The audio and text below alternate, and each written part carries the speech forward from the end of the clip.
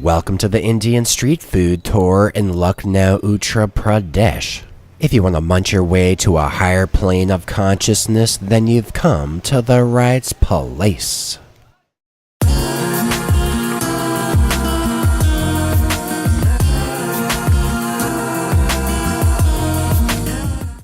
So I was trotting around the mean streets of downtown Lucknow trying to find myself some mighty swadished Indian street food.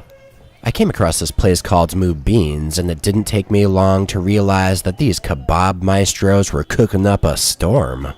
Now, I didn't know what the master plan was at this Mubeen's, but I could see that there was a serious hive of activity going down, and truth be told, I liked it a lot. In fact, come to think of it, I liked it a real lot. So after taking a moment to watch those maestros expertly cooking away, I decided I'd best be getting myself a little chow.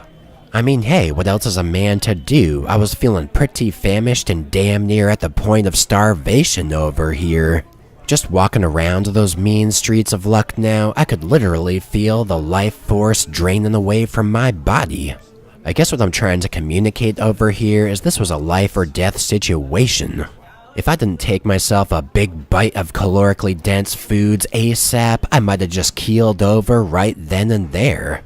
So I ripped myself off a piece of that Lucknowi Sheermal and started admiring the subtle greasy glisten to it. Next up, I started ripping off a piece of that Pasanda Kebab. And wow, just wow, take a look at that unassuming chunk of meat. Seems like just the food I've been searching for in my life, so I animalistically shoved it down my throat. And whoa, baby, hold the phone.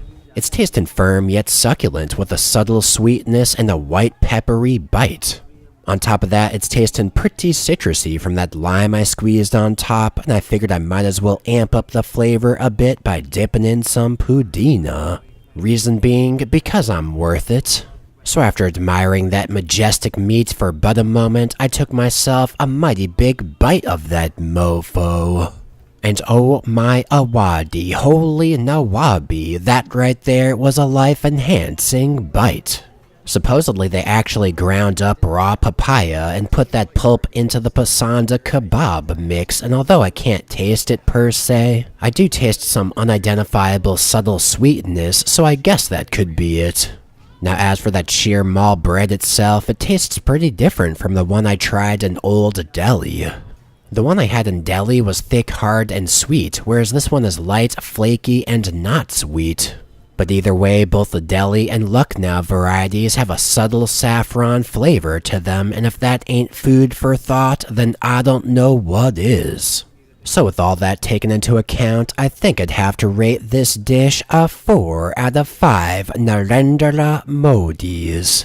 After all, this mighty fine meat was edible and incredible, but compared to the Rahims and Tunde Kebabi I've already had, it just did not make quite the cut to the upper echelons of Lucknowi meat, at least that's my opinion.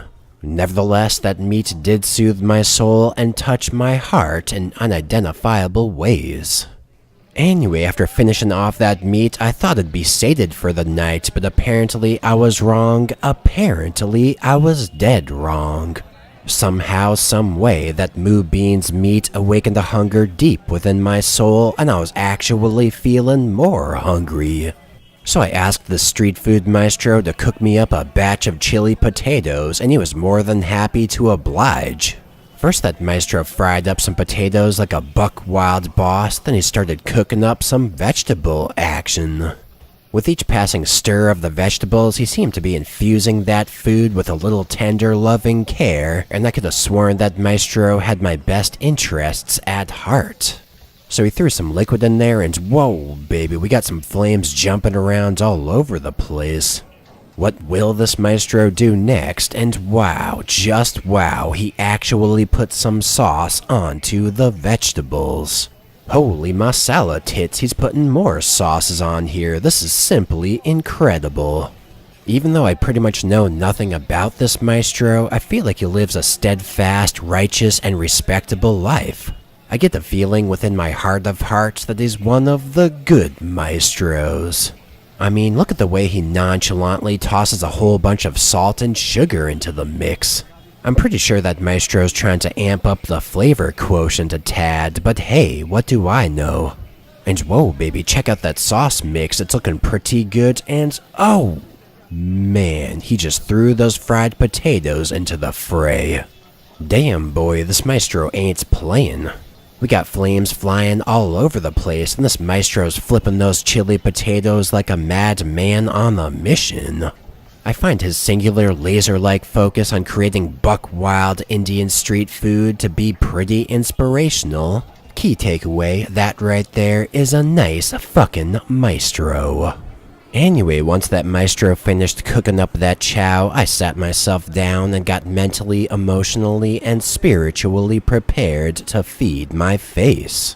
I felt like I needed to get those chili potatoes deep within my belly ASAP. Can you actually blame me, baby? So I speared some of those potatoes with my fork, then I jammed them down the hatch, and whoa. What in the wide world of Nawabis is going on with this flavor combo? This is pretty intense. Somehow I didn't realize this while the Maestro was cooking these potatoes, but the size, shape, and texture of these fried potatoes is more like French fries. I mean, I know French fries are fried potatoes, but I was expecting something different somehow. Basically what we got here are stir-fried French fries cooked up in a spicy, tangy, sweet, and salty sauce. It's kind of hard for me to form an opinion on these things. I mean, on the one hand, stir-fried French fries seems messed up somehow. But on the other hand, strange as it may sound, these stir-fried French fries actually taste pretty good. That vegetable action ain't half bad either. Whoa, what the heck is going on around here? The power just went out?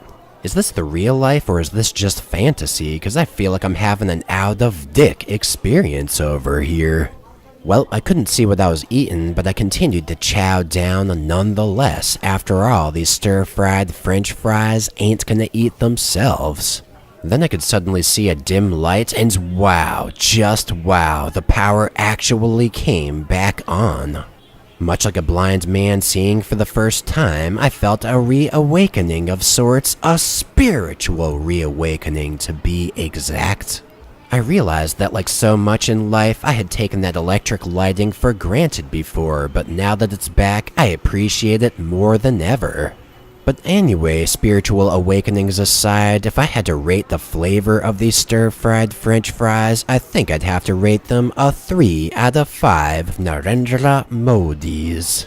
Reason being because it tasted 50% incredible, but 50% weird at the same time. Now, at this point I could have stopped eating and been completely satisfied, but I came all the way out here to the street food zone, so I might as well make it worth my while. In other words, I ordered myself a little vegetable kebab action.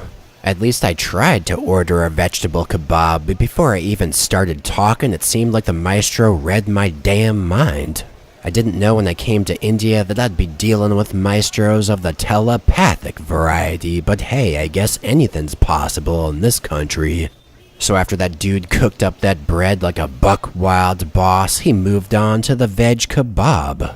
He cooked up one of these kebabis he had sitting on the side here, then he scooped it up on the bread and spread it all over the place. That's a mighty soft kebabi if I do say so myself, and now he's putting some onions on there. I get the impression that this veg kebab roll is simple yet elegant, and it looks like a delectable treat that's good enough to eat. So after I got that kebab, I admired it for a Nawabi nanosecond, and then I took myself a calm and calculated chomp. And wow, that's kind of an interesting flavor right there. I think I'd best be taking myself yet another chomp. So I bit down on that kebabi so fast, I nearly broke the sound barrier, and I gotta say, I kinda like it. It tastes like a complex mix of spices mashed up with some unidentifiable vegetable matter. I'm thinking that kebabi is made from some mashed potato or chickpea flour. I don't know exactly what goes in there, but I do like it. I also like the fresh crunchiness of the onions and the spicy sauces that the Maestro shot in there. So considering all that, I think if I had to rate this veg kebabi, I'd give it a 3 out of 5 Narendra Modis. That's because although it did taste pretty decent, I got the distinct feeling that the quality wasn't too high. Nevertheless, decent kebabi right there. Anyway, after I finished off that kebabi, I felt like I deserved a little something sweet for a change. I took a glance at the ice cream situation, which seemed okay, but then this bright yellow beverage caught my eye. The color wasn't so much yellow as it was radioactive yellow, and I figured I'd give it a go. So I told the beverage maestro to get me one of those Badam Milks, aka almond milks, then I grabbed that mofo and took a look. Then I shoved that Badam Milk toward my mouth at life-threatening speeds. And what the hell? Thing doesn't really taste like almonds to me. I guess it kinda does, but the saffrony, cardamom-y, and sugary flavors kinda overpower it a tad. That, plus instead of being made out of almond milk, it seems like this is made out of a large percentage of dairy milk. So with that said, if I had to rate it, I'd give it a 3 out of 5 Narendra Modis. I mean, it does taste pretty nice and refreshing, it was just much less almondy than I expected.